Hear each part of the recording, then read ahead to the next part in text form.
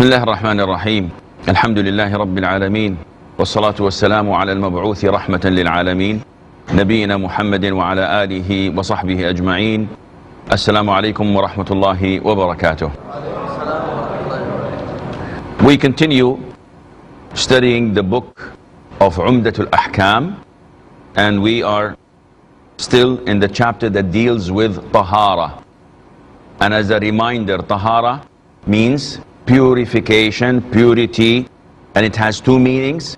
One, physical, which is you have to clean and remove that from your body, from your clothes, and from the place you're praying in.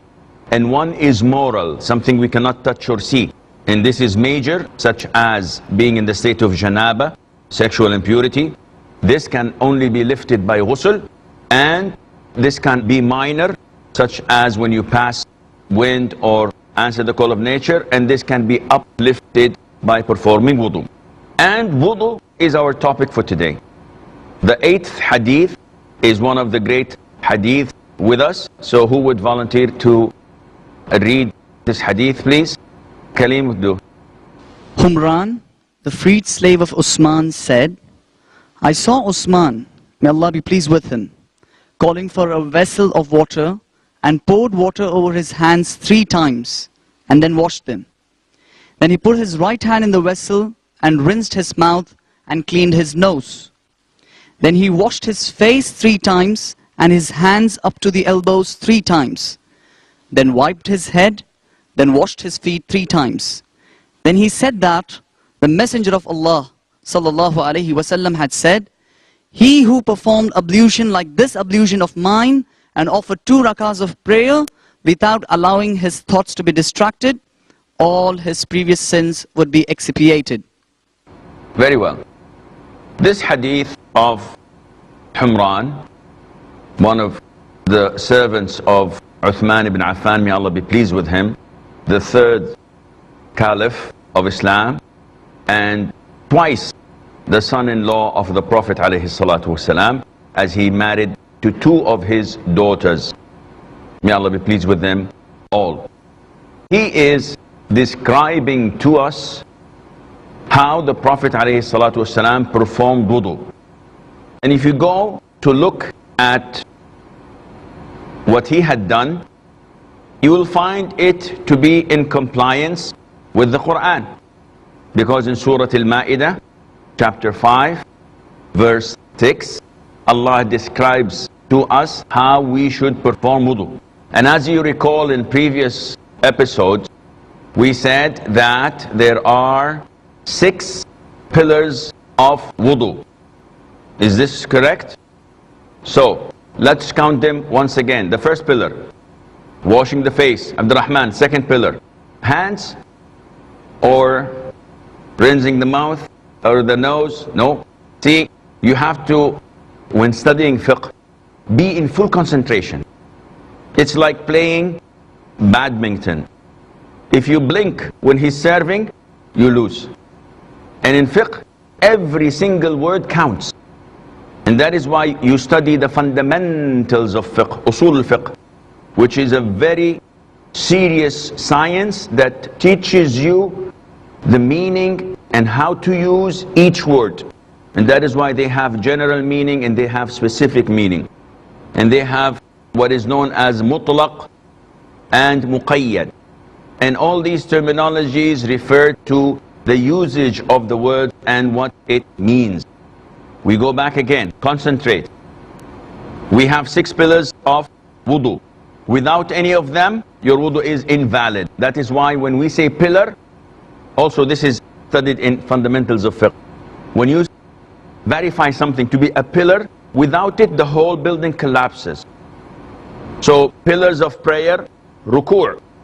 If I forget to make ruku', if I do not bow once in a 4 rak'ah prayer, so I did only 3, but one of them I forgot, I immediately went into prostration. Is my prayer valid? My prayer is invalid, unless I make up for that during the prayer. Why? Because a pillar has gone. So we go back again. 4 of the pillars are mentioned in the Quran. Washing the face, which includes rinsing the mouth and inhaling and blowing your nose. Washing your arms till the elbows. So saying that washing the hands is not sufficient, because this is a hand, and in Arabic this also can mean to be the hand, which is the full arm. So you have to be specific. And that is why when Allah tells us in the Quran that the punishment of a person who steals is to chop his hand, to chop his hand, to chop his hand, to chop his hand, you have to know, because the word in Arabic may carry all of these meanings. So it is essential that you know what you meant by this. And for an example, you know the word ayn in Arabic. What does it mean? Eye. Ayn means eye. However, it has other meanings. For example, the letter ayn, which begins with a. My name is Asim. So the first letter in my name is ayn. It means the organ itself, the eye. It means a spring of water. Aynun jariyah. Fiha aynun jariyah. In the Quran, Surah Al-Ghashiyah. It also means a spy. I sent a ayn. I sent an eye to go and find out what's happening. And it also means the entity of things. Aynu shay. The entity of this thing and not this thing. So the word itself has a number of meanings. So you have to be in fiqh very practical and very specific. When you say washing the hands, I did that in the beginning. No, it's washing the arms up to the elbows. And in the Quran it refers to aidi. Aydiyakum ila al-marafiq. And the third pillar, wiping our heads and then washing our feet up to the ankles. Up to the ankles. Number 5, order. What do we mean by order? I cannot start with my feet and then my face. I have to go face, arms to the elbows, head, and then feet to the ankles. And number 6 is the continuity or the sequence, in the sense that I don't leave a big gap. Leaving a gap means that I'm not being in sequence, and then I have to do it all over again. So these are the pillars. If you look at the hadith, you'll find the pillars. But you'll find also an added value, which is the sunnah. What do we mean by sunnah? Things if you do, you're rewarded. If you don't do, you are not sinful. You're not sinful. So let's go on to look at the hadith of Uthman. First of all, the first thing he did was to pour water and washing his hands 3 times. Why? We said that before, that this is so that you are able to enter your hands into the vessel. If you don't wash your hand, maybe your hands have dirt, germs, they're not clean, smelly. By entering your hands into the vessel before washing it, this would not make you feel good and would not make those coming behind you to use the water feel good neither. So he did this, and this is a sunnah. The Prophet is the one who did it, because he's describing to us what the Prophet did, alayhi salatu wasalam. Then he got his hand, right hand, in the water, took a scoop, made rinsing the mouth, inhaling and blowing, and he did not tell us here how many times. So we are assuming it is once, because afterwards he says, then he washed his face 3 times. So now we know that this is different than washing the face. I don't know, let's assume it's once, and washing the face 3 times. Then he washed his hands up to the elbows 3 times. Okay, so 3 times again. Then he wiped his head, then washed his feet 3 times. Wiping the head how many times? He did not say, so we assume that it is once. And then he said, I have seen the Prophet ﷺ perform wudu exactly as I've showed you. And then he said, whoever performs wudu like this and prays 2 rak'ahs without talking to himself, without allowing the thought to be distracted, Allah would forgive all of his previous sins. Very easy. Has anybody tried it? Has anybody tried these 2 rak'ahs? Were you successful? Not always. Well, it is very difficult. It needs training. It cannot come from the first time. It is exactly when you go to the gym and try to bench press 100 kilograms. You cannot even lift it. But if you start with 5 kilograms and over the year you build it up to 30, and over the 3-4 years you build it up to 100, it will come. Likewise, if you try this prayer once, 5 times, 100 times, 1,000 times, maybe. Why? Because every time you're fighting yourself, and those who fight, who struggle, Allah would guide them. Allah said in the last verse of Surah Al-Ankabut, وَالَّذِينَ جَاهَدُوا فِينَا لَنَهْدِيَنَّهُمْ سُبُلُنَا. Those who struggle in our cause, in Allah's cause, we will guide them. So you struggle, you will attain this. And the reward is not something to be taken lightly. All of your previous sins are forgiven. So I think it's worth trying every now and then. So these are 2 rak'ahs. Our topic is not these 2 rak'ahs. Our topic is wudu, ablution. So we will go back to some of the lessons that can be learned from this hadith just after the break. So stay tuned.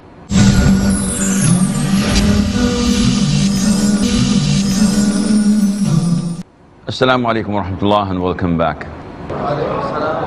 The hadith of Uthman, may Allah be pleased with him, regarding wudu, has a lot of lessons we could learn from. Among them, first, that all beautiful things we have to begin by using the right hand.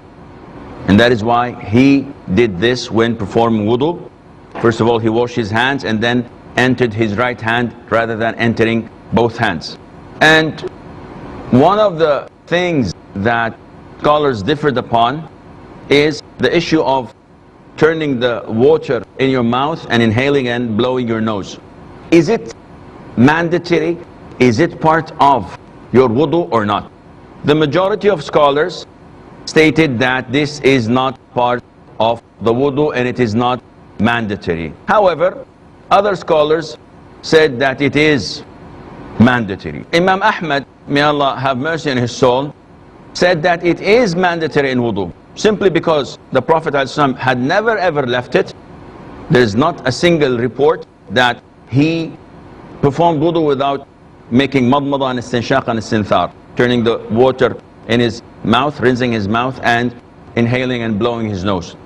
And secondly, because of the hadith of Laqit ibn Sabra, may Allah be pleased with him, when the Prophet told him, exaggerate in turning the water in your mouth and inhaling and blowing your nose unless you're fasting. So he's telling him, do that, and do that quite well, meaning that it is something that's mandatory. Now, having said that, using the right hand side, I'll give you a scenario and tell me if my wudu is correct or not. I went to the bathroom, turned the faucet on, made madmada, istinshaq, istinthar, and washed my face. Washed my hands to the elbows, wiped my head and my feet. Is my wudu correct or not? Those who say correct, raise your hands. 1, 2, 3, 4, 5, 6, 7. Those who say it's not correct, raise your hands. 1, 2, 3, 4, 5, 6, 7, 8. You've raised your hands twice. So you are with or without, and it's not correct. Okay.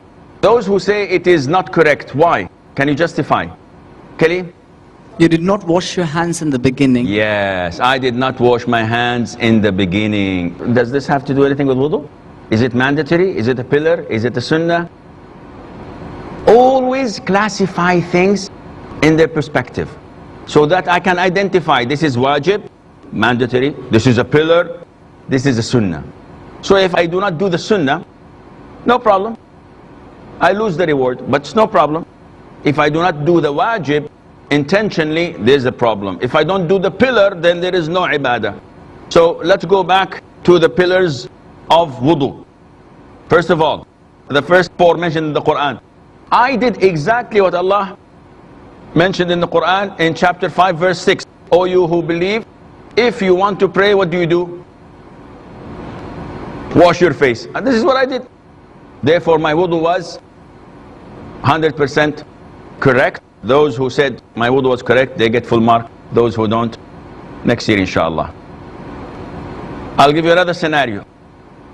I went, washed my hand 3 times, washed my face, inhaled and blew my nose, and turned the water in my mouth, and then continued the rest. My wudu is correct or not correct?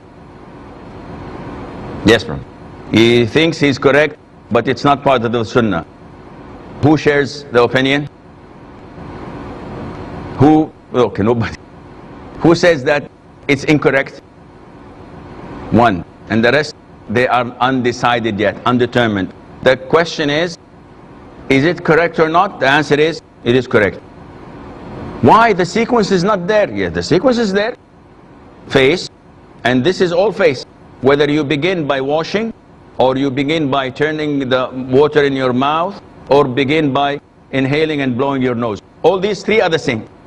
So there's no problem. Understood? No problem. Third and last scenario. I went to the bathroom, said Bismillah, washed my hands 3 times, and I'm going to describe to you exactly what I'm going to do. And then water, mouth, nose, my face, the water, my left hand, my right hand, head, then my feet. Wudu is correct or incorrect? Those who say correct, raise your hand. 1, 2, 3, 4, 5, 6, 7, 8, 9. Okay. Those who say incorrect, raise your hand. 1, 2, 3, 4, 5, 6. Tell me why. Was it because the left hand was used first? Yes, I did the left hand first and then the right. But this is again sunnah, not a pillar and not mandatory. So I can begin with the left and the right then, and left foot and right foot. Is the sequence, is the order correct? Yes. Face, arms, head and legs. But I switched the arms. Instead of right, I began with the left. And that is why Ali, may Allah be pleased with him, said, I care less if I begin with the left or with the right, because it follows the sequence of the Quran. So it is a sunnah to begin with the right, but if you begin with the left, it is not a problem. However, I made another mistake while doing the wudu that makes my wudu, according to a lot of scholars, not valid. Yes? You didn't do your ears for some reason. I didn't even wipe my head. I said, continue the... No, the ears, that's it's not an issue. Sure. Any ideas? Okay, just to save time. The biggest problem that a lot of Muslims don't pay attention to is that when they wash in the beginning their hands 3 times, when it comes to washing the arm, they skip the palm of their hands.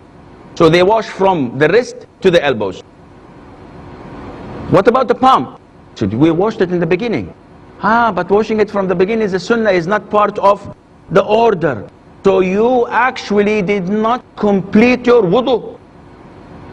Imagine how many people are doing this. Do you see it in the, do you do it yourself? You wash in the beginning. After washing the face, the water is coming down. You just wash from here to there.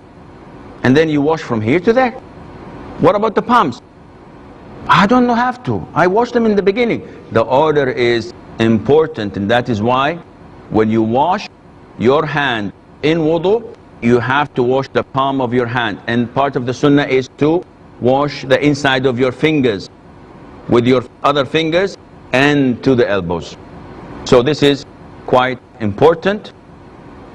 Does anybody have any questions regarding this point? Well, we go on. Sheikh, from the beginning till the end, if you can just classify what are the pillars and the mandatory and the sunnah. We are getting confused with the mandatory and the sunnah. Okay. Pillars are clear. It is an issue of dispute about the mandatory things, because as we've stated, the majority consider that the nose and the mouth are voluntary, not mandatory. And the most authentic opinion, it is mandatory. So the sunnah is that you begin with saying Bismillah. Not saying Bismillah does not nullify your wudu. Your wudu is intact, but it is of a lesser grade and degree. And a lot of the times people say, where do we say Bismillah? If we're in the bathroom, can we say verbally Bismillah? Can we? Now people are hesitant in answering. Yes, we can say Bismillah, unless it is the place where we answer the call of nature. And even if it's in the place where we answer the call of nature, it is different than the place that the companions used to answer the call of nature. Why? At the time of the Prophet, they did not have any running water, they did not have any toilets. So they had to go to the desert or out of the city to answer the call of nature. So the dirt, the filth, the feces, the urine was there, except for those who buried it. And I don't think that a lot of people cared about that, because nature will take its course. Nowadays, our bathrooms are not like this. On the contrary, our bathrooms in our homes sometimes are even more clean than our living rooms, because everybody is careful to wash it, to have it in perfect hygiene, and to put detergents, and there is no filth. All the najasa is gone. So that's why some scholars even say that it is permissible to say Bismillah in a loud voice, but to take it in between, it's sufficient for you to move your lips by saying, this is enough. Second of all, washing the hand, this is part of the sunnah. If you don't, if you just immediately go and rinse your mouth and blow your nose and wash your face, it does the job. Third of all, the sequence in the pillar, the order in the pillar, the face, it has three things: mouth, nose, and washing the face. If I start with any of those, it's permissible, because the order is sunnah, it's not mandatory in the pillar itself. Thirdly, likewise, when I wash the arms, if I begin with the right, this is a sunnah. If I begin with the left, this is okay. Wiping the head, it has to be once. This is the sunnah. If you do more, you are sinful. Why? Because wiping the head is to minimize the exposure of the head to water. Otherwise, Allah could have ordered us to wash our head, our hair every time. What will happen? You will catch cold 24/7. You will always be sneezing and coughing and having bad illnesses because of this. Allah made it easy only once. What is the sunnah in it? To go back and forward. And the scholars all say that this is a pillar. However, the sunnah is quite obvious. The Prophet always wiped his hair once. To do the ears, the Prophet said the ears are part of the head in the hadith. So it is not only a sunnah, it becomes mandatory as well. And to wash your feet, this is obvious up to the ankles. This is all the time we have. Until we meet next time, fi amanillah. Wassalamu alaikum wa rahmatullahi wa barakatuh.